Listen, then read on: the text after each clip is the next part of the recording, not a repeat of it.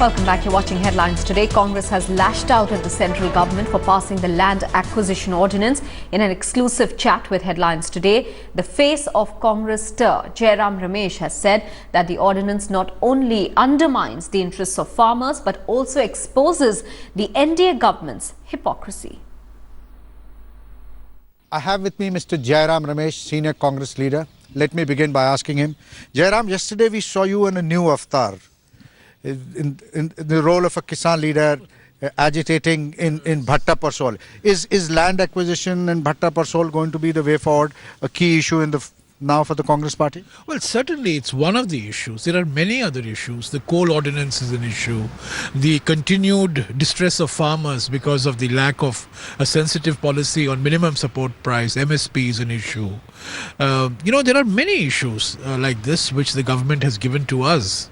And land acquisition, certainly the ordinance, which has really destroyed the essence of the 2013 law, which was passed unanimously by Parliament, where all parties, including the BJP, supported that repeal of the 1894 Act. But now this land acquisition ordinance is a return road to 1894, so to speak. So we are out there, we are going to oppose it in Parliament, and I'm sure that we will have public rallies, public demonstrations. You are aware of what the finance minister says? No, he says the land acquisition bill that people like you piloted, I mean, it destroyed development. It's the same finance minister who supported that bill enthusiastically and made it into an act. It is that very same finance minister who attended 2 all-party meetings and supported the BJP, gave the BJP support for the act. It is that same finance minister with whom I negotiated, along with Sushma Swaraj and Ravi Shankar Prasad, 3 amendments which the BJP wanted in the bill, which were incorporated into the act. So, for the finance minister to make this acquisition is, a bit unfair. So why do you think this is about turn on the part of the government? I have no idea. I mean, why in 8 months they have completely done a volte-face. I met Mr. Gopinath Munde when he had taken over as Rural Development Minister, and he had assured me that, since the BJP had played an important role in the passage of that act, they would keep the act as it is and give it a chance to be implemented. And within less than a year, you've completely destroyed. You've removed consent of farmers, you've removed the social impact assessment, and you have bought the possibility, not just a possibility, almost certain forcible land acquisition will come back. Almost for certain, governments will acquire more land than they need. And now, within 5 years, if land was not utilized, you had to return it back to the farmer or the land bank. Now it's an indefinite period. So squatting on land acquired, which used to be a thing of the past, which, took place very frequently because of the 1894 Act, that is going to now come back. The retrospective clause has been tampered with. So lakhs of farmers, like in Bhatta Parsol, who could have benefited from the new act, will not get that benefit. So I think, a very insensitive and very cavalier approach. But let me also say this. We may have honest differences of opinion on the substance of the act.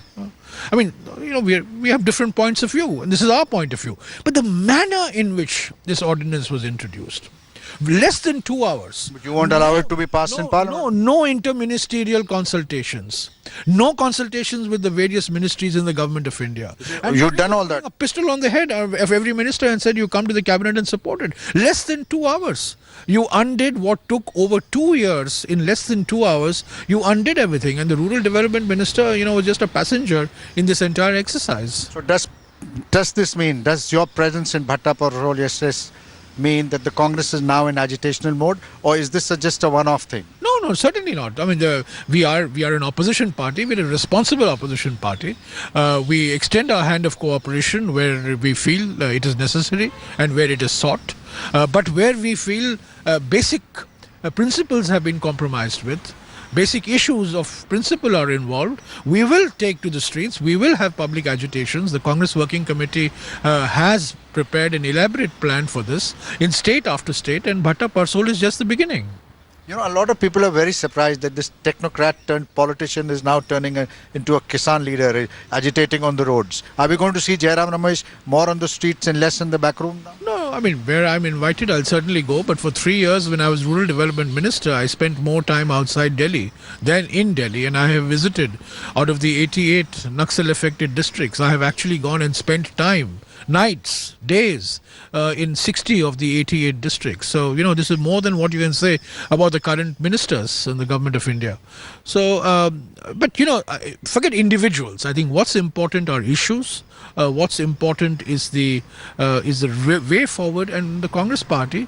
This land acquisition ordinance is a major issue for political mobilization.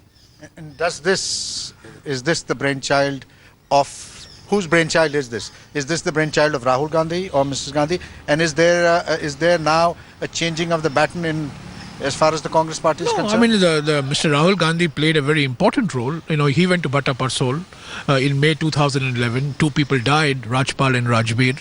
They became martyrs. After he went to Bhatta But you lost the election there also. No, I mean, look, yeah, sure, we lost the election, but that does not mean that we don't make this a major issue for public mobilization and agitation.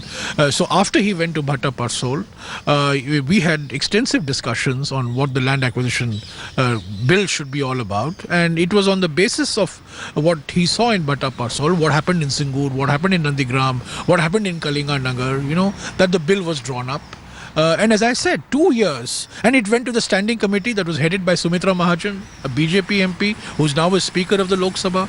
We accepted 26 of the 28 recommendations. And by the way, I want to remind the Finance Minister, who accuses us of being anti-industry and anti-builders. The standing committee, of which Sumitra Mahajan was the chairman, recommended that no land should be acquired for private companies. I did not agree with that recommendation.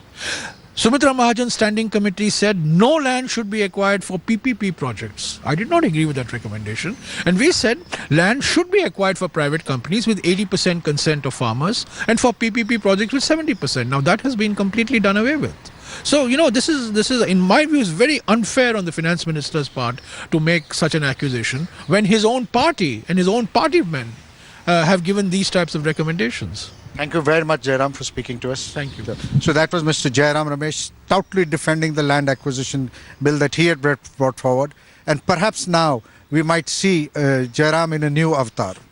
That of not so much of a backroom boy, more of a person who's leading from the front.